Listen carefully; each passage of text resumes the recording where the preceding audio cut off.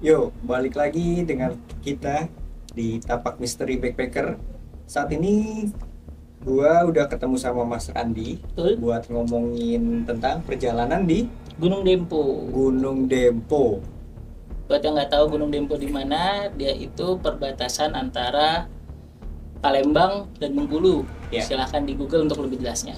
Oke, saat ini teman-teman Kawan setapak. setapak, kita bakalan ngomongin tentang perjalanan Mas Randi yang ada di Gunung Dempo, Betul. Di Palembang. Palembang. Palembang. Oke. Sebelumnya Mas Randi pas perjalanan ke Gunung Demponya itu pas tahun-tahun berapa tuh? Udah lama ya, 9 tahun yang lalu lah, 2014. Oke, tahun 2014. 2014 bulan April kalau nggak salah itu. Wah, Udah lumayan lama. Udah lebih 9 tahunan lah. Nah, kan di podcast sebelumnya kan biasanya kan itu Mas Randi ke Gunung Gunung Gede ya, Gunung Ya, Gede betul, itu betul. tektok kan. Ya, Nah, kalau ini tektok bisa, ya? Oh, nggak nggak bisa. bisa. Kenapa Jalur- tuh? Kenapa tuh? satu jalurnya panjang. Ya, Maksudnya jalur normalnya aja 5 hari di gunung, udah naik turun. 5 hari. Ya, 5 hari. Itu turun naik aja apa? Naik turun tuh 5 hari. Jalan itu 5 hari karena jalurnya masih rapat. Vegetasinya itu masih rapat. Vegetasi itu Masih banyak. tumbuhannya tuh tumbuhan lu di ya. puncak aja masih ada tumbuhan yang kurang lebih di atas kepala lu. Jadi nggak botak. Kalau misalnya di puncaknya gunung-gunung Jawa tuh kan rata-rata gundul tuh, udah nggak ada ini, hanya bebatuan sama tanah gitu aja. Kalau di sana itu masih ada di puncaknya masih ada ini. Itu berapa meter di permukaan Oh, atas laut? gue lupa ya, tapi yang jelas dia di atas 3.100 atau 3.200 gitu, lupa gue. 3.000-an ya? Karena dia ada dua puncak Dempo sama puncak Kawah. Nah, kalau kita mau ke puncak Dempo, itu kita masih nemu tumbuhan tuh.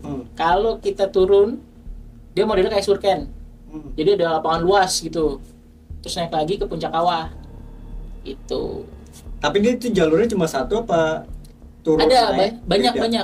Ada, Naik gue turun lupa. beda? Seingat gue ada 3 jalur. 3 jalur. Gue pun naiknya itu awalnya gue akan naik dan turun di jalur yang sama. Namun karena tim memutuskan untuk kita ngelintas aja. Jadi gue naik di jalur mana, turun di jalur mana. Gue naik tuh dari PTPN 4 kalau nggak salah, Bonteh. Oke. PTPN 4 ke Bonteh. Atau kan itu ya PTPN. Itu naik itu dari situ turunnya lewat Rimau. Turunnya nyampenya Rimau. Gitu. Nah, itu kan naik turunnya aja 5 hari. Itu kira-kira keril yang bakal bisa dibawa sama teman-teman tuh kalau setapak tuh apa? Gue waktu itu bawa yang kapasitas, dulu gue hitung ya, jumlah orangnya 8 orang. 7 orang. 7 orang. Rata-rata semua bawa keril yang di atas 70. Oke. Ada yang 70 plus 5, ada yang 80. Ada yang 100 ya berarti ya? Enggak, kalau 100 enggak. Karena mungkin. jalurnya memang sulit buat yang 100 itu. Karena tumbuhan itu ya vegetasi Iya, itu. nyangkut-nyangkut Oke. soalnya kerilnya. Dan dia ada model kayak modelnya di Gunung Cerme, dia Linggarjati Oke. itu yang dengkul ketemu dada. Oh, jalur setan. Iya, sama kayak di Gede juga yang naiknya agak ini. Kan itu juga dia ada namanya tanjakan lemari bilangnya orang sana. Karena memang nanjaknya 90 derajat. Lu harus pakai webbing. Itu di Dempo. Di Dempo. itu jalur berapa ya? Itu setelah Pos berapa tuh? Itu berapa pos, sorry? Gue lupa, kalau yang sekarang gue lupa ya. Nggak tahu ada pos yang dihilangkan atau kalau dulu gue naik tuh 5 apa 6 gitu, 6 pos dari mulai pintu Rimba.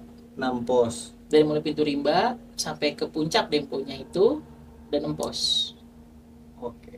Di lewat jalur PTPN ya. Kalau lewat jalur Rimau turunnya itu cuma 3 apa 4 gitu. Tapi di atas kalau udah nyampe sumitnya enak banget. Bagus karena lu tuh bener-bener pas matahari terbit tuh lu lihatnya lewat hamparan yang tadi sebelum naik ke puncak kawahnya Dempo tuh bagus banget. Dan kebetulan warnanya kawahnya gue dapet 3 warna. Kawahnya?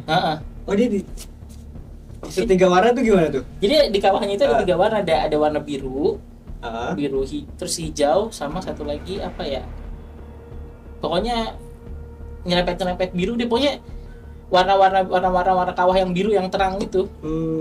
Biru mungkin hijau sagi gitu. Iya hijau. Nah yang lucunya adalah, bukan lucu sih, gue bilang yang cukup kabar duka juga, sebelum kita ke situ, sebelum gue sama rombongan gue ke situ, nggak lama itu tuh ada korban meninggal yang jatuh ke kawah. Ke kawahnya? Ke kawah. Tapi nggak nyampe bawahnya, hanya di ininya. Rescue-nya mungkin agak terlalu lama waktu itu, karena medannya memang sulit. Jujur medannya memang sulit. Itu kenapa bisa tuh dia? Itu jatuh gitu. Dia naik berdua sama temennya, katanya tuh dia itu ke pinggir. Yang jatuh itu ke pinggir, kan jalur kawah kan nggak terlalu lebar ya. Dia ke pinggir terus kayaknya pijakannya longsor gitu. Ya. Jatuh. Nah temen gue pun setelah gue jalan dari gue pulang sampai Jakarta, dia ke Dempo tapi nggak dapat warna yang secantik itu kawahnya, hitam warna kawahnya. Oh berarti nggak tahu hari kapannya. Wah gue nggak tahu. Ya. Apa mungkin karena cuacanya juga, faktor cuaca juga bisa. Waktu itu gue naik turun hujan. Karena masih bulan April. Iya naik turun hujan, naiknya transisi hujan, naiknya hujan. Bulan hujan. Iya. Ke panas.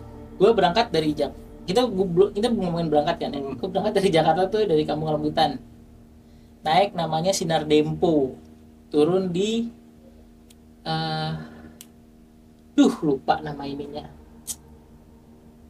Itu tahun 2014 kan? Iya. 2014 itu kapal antar Merak ya? Merak berarti kan? Iya. Itu udah satu paket sama pembayaran itu? Udah. Sama Sinar Dempo itu? Iya. Udah. Gue lupa nama ininya lagi. Terminalnya tuh waktu itu. Pokoknya gue turun di situ. Nah dari situ tuh kita nyarter angkot. Oh, nyarter angkot sampai base camp. Base campnya itu gue lupa juga, maaf banget, gue lupa, udah lama banget. Itu Pak siapa ya namanya, itu cukup welcome banget itu. Memang di situ memang tempat buat ngeriungnya pendaki-pendaki yang ke Dempo sebelum. Ya sebelum. Nah berarti kalau teman-teman mau jalan ke Gunung Dempo itu ya persiapin minimal budget. Budget dulu. Pasti kan teman-teman pengen. Betul. Kalau naik bis waktu gue tahun 2014 nih masih 500-an. 500 itu untuk udah sekalian sama nyebrang, udah nyampe terminal sana. Oke, di luar dari logistik. Iya, di luar dari logistik. Untuk dari transport aja sama si Maxi. Sama si Maxi. Udah beres pokoknya deh 500 itu. Mungkin sekarang lo di kisaran 6,5 sampai 700 mungkin. Iya, berarti ya setengah lah. Untuk dari budgeting perjalanan itu dari 500 sampai dengan 750 untuk dari Jakarta sampai ke Palembang. Iya, sampai ke Palembang.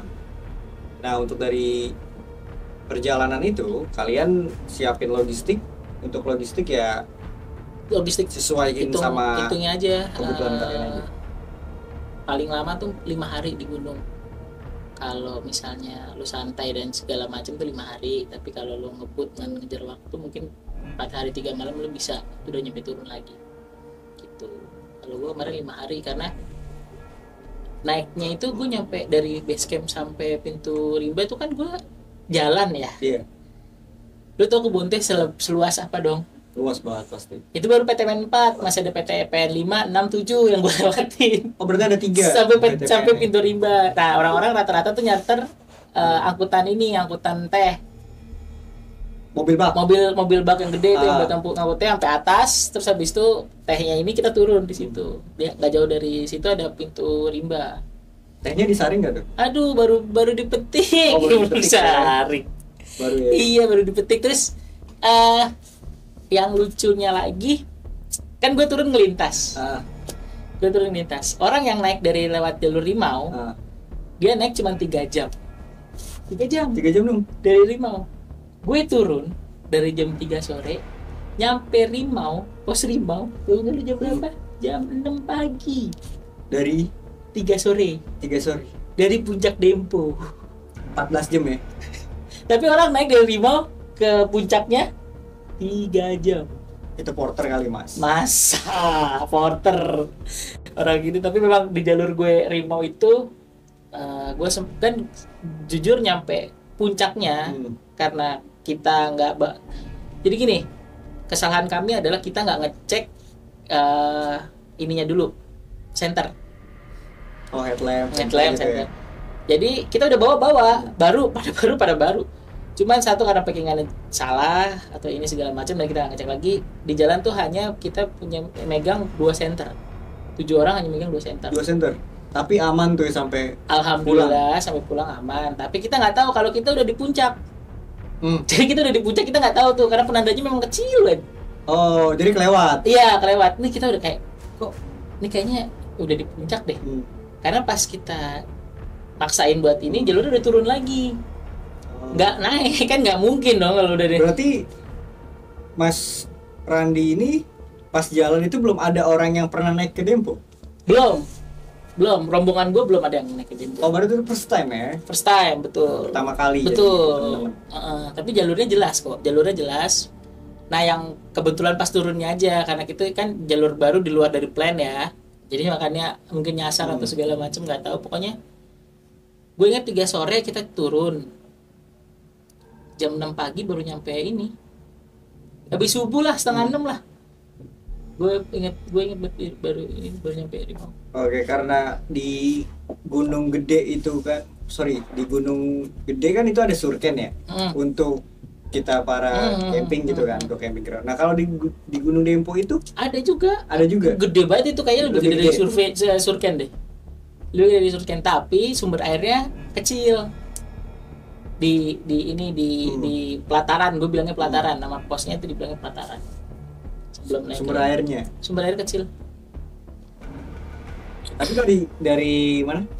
Dari tempat namanya, kalau tempat itu apa? Tempat di Gunung Gede surken. Ini pelataran, sebetulnya pelataran gitu aja. Nah, pelataran orang-orang situ juga gue nanya ke Bapak Basecamp juga pelataran bilangnya. Nah, di pelataran itu untuk summit apa? Untuk ke puncak? Masih jauh. Nggak jauh.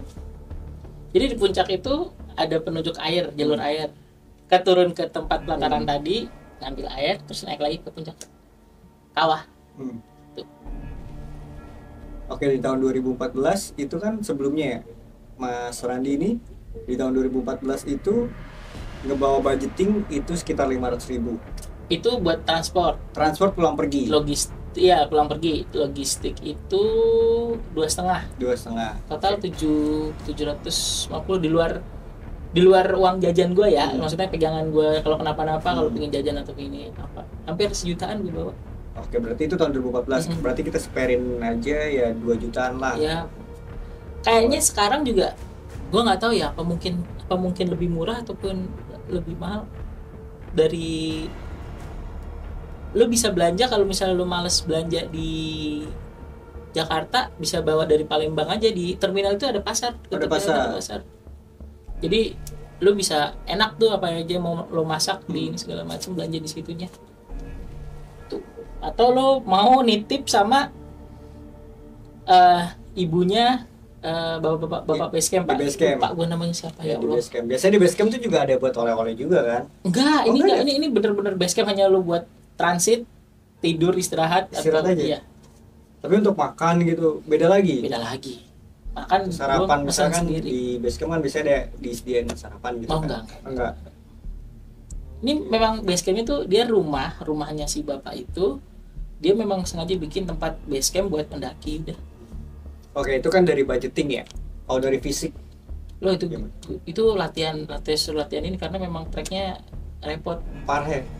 Treknya gimana ya? Treknya itu tanah, hujan, licin, gitu. Jadi memang agak repot. Safety-nya tuh selain fisik ya safety alat-alat yang lo pakai, yang lo bawa. Tapi nggak hanya logistik dan lain-lain gitu ya, fisik itu perlu juga, soalnya tanpa fisik yang kuat kalian tuh nggak bakal bisa pulang lagi.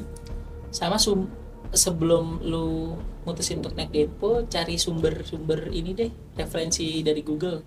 Kan udah banyak tuh. Kalau dulu gue mungkin nggak terlalu banyak ininya, tapi kalau sekarang kan udah banyak banget pendakian, ada catatan perjalanan tuh dari mana-mana aja gitu. Jadi lebih mudah lah. harusnya lebih mudah. 2014 itu mungkin tahun-tahun ya di Gunung Dempo itu belum banyak yang terbuka ya jalannya, karena dari penjelasan Mas Randi tadi sebelumnya itu kan masih ada jalan yang masih tertutup.